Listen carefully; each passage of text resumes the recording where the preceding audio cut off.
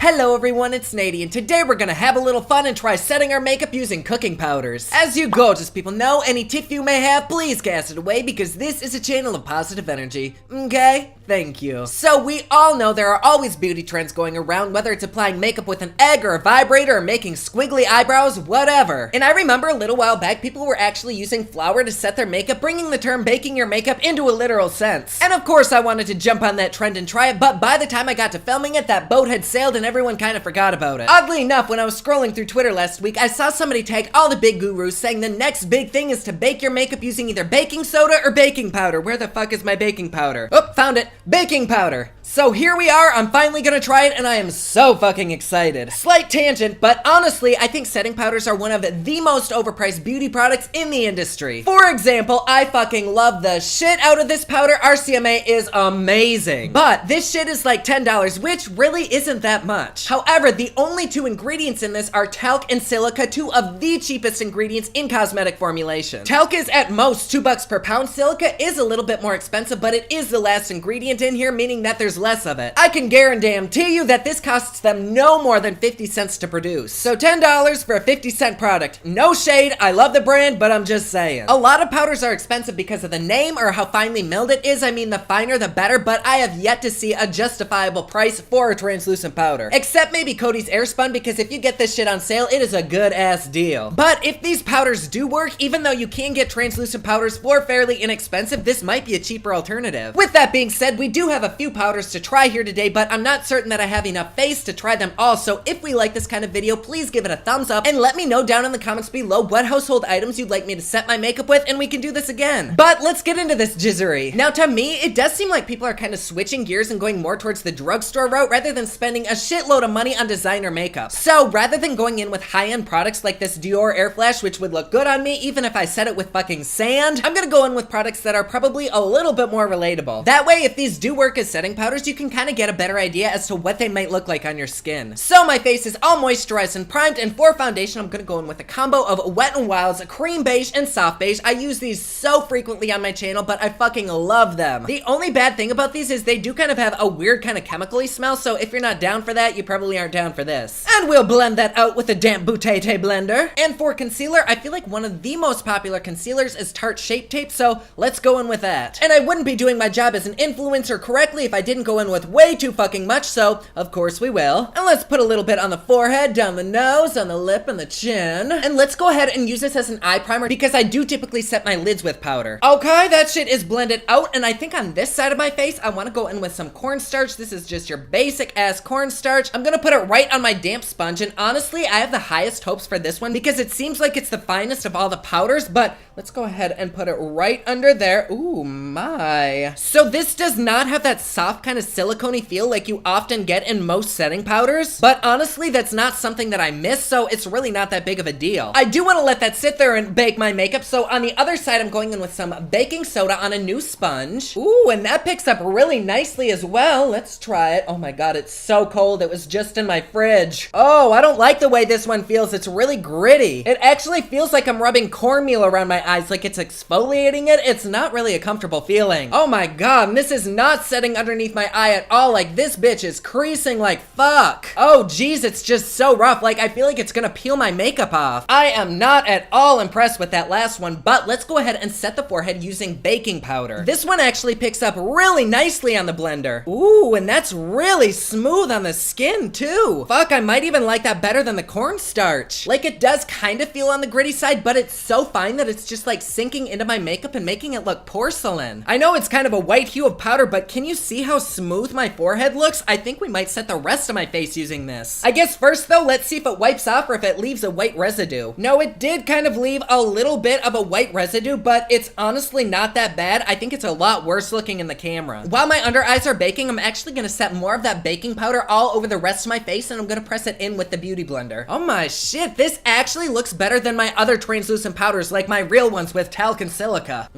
Holy hell, it's messy as fuck though, oh my god. Now that this has been on a little while, let's go ahead and dust this powder away. Oh my, that baking powder definitely did make my makeup a bit paler. I mean, it's nothing that we can't work with, but on this side, it kind of looks like the cornstarch removed my concealer. I'm not sure if it just soaked up so much of the product that it wiped away, but I do see some redness right there. The other side doesn't look red, but it is creasy. So far, even though it did kind of alter the color of my makeup a little bit, I like the baking powder the best. Although I'm looking in my monitor and I can't really tell, did it really change the color of my makeup that much? I know that it set the fuck out of my makeup though, because this shit looks so smooth. Oh shit, I got some baking soda right there, and when I went to wipe it off, it actually wiped away my makeup. I think it's just like too coarse and it exfoliates my makeup away. So let's just replace that. I'll put a dab of that right there. I do want to set my eyelids before we go in and do a look, and because this baking powder was the best one, we'll try that. Oh god, this shit tastes so sour though. Ugh. But that did seem to set my lids very, very nicely. I do want to do a wear time test with these powders to see how they react to my skin throughout the day, but before we do that, I am going to do a quick look. If you don't want to watch that, that is totally okay. I will put the timestamp down below. I know a lot of people here just want to know whether or not the damn things work, so I am not offended in the least. But it is winter outside, and typically during the winter months, I always go towards even darker glam than I go towards normally, so I'm thinking like a greenish emerald eye and a greenish emerald lip, so let's see if that works. To create a nice light blank canvas, I'm going into this Coastal Scent palette right here, and let's go in with this kind of peachy tone and mix it with this yellow toned one. And we'll place that everywhere on the eye and just brush it around. In that same palette, I'm gonna dip into this lightish brown color, and I'm gonna work that right into the crease. Right about there, and we'll gently blend that back and forth. Next, I'm gonna mix these two kind of reddish browns, and we're gonna put that in the crease to start deepening the look up. My god, I haven't used this palette in so long, I forgot how good it was.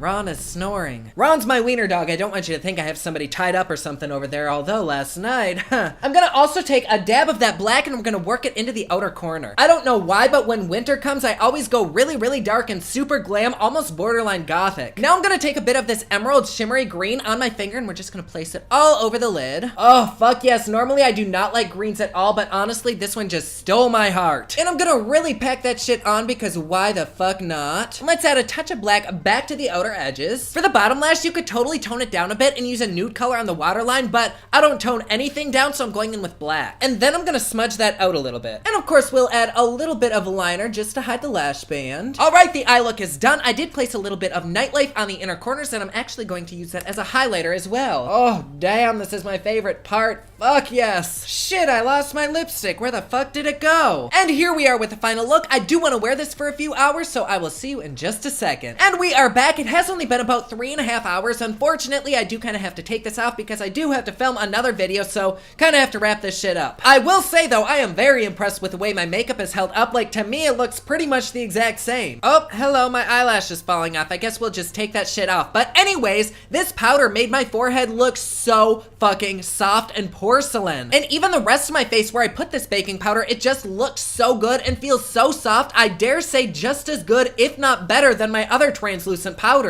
Hold on, I gotta put this bitch back on. It's bugging the fuck out of me. Oh, yes, I'm complete again. Are you shitting me? I just looked at the ingredients on this and it has both cornstarch and baking soda in it. It must just be like more finely milled or something. I don't know how safe or sanitary this is to use on your face, but in all honesty, if you can get over like the little bit of ashiness it adds to your skin, this is an amazing setting powder. I totally get if you don't want to replace your other setting powders with this, but if you're in a pinch and you don't have any left, I totally recommend this. Even if you're not in a pinch, I mean, shit, this is only like $1. But there you go. Like always, please be sure to subscribe and hit that notification bell down below so that you're notified anytime I upload a new video. Don't forget my newest collection of highlighters, including Black Ice, which does change from black to white, is available at thepopluxe.com. Also, my latest album, Kiss of Fame, is available everywhere online that music is sold. Thank you so much to everyone who's supporting them. Comment down below, let me know what you thought of this video. Don't forget to like and subscribe. You can follow me on Snapchat, Instagram, and Twitter at officialnady, and you can follow me online at thepopluxe.com. Thank you so much for watching. I love you all, and I will see you again soon.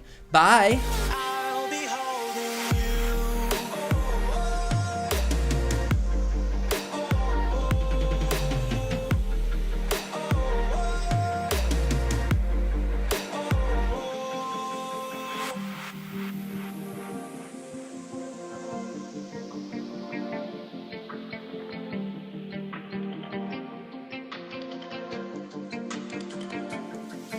Let's slow down. I wanna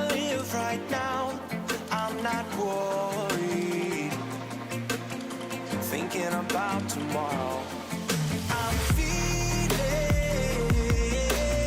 everything I need from you. It's all I believe in. I know you feel it too. Will everything we know be lost and changed for something new?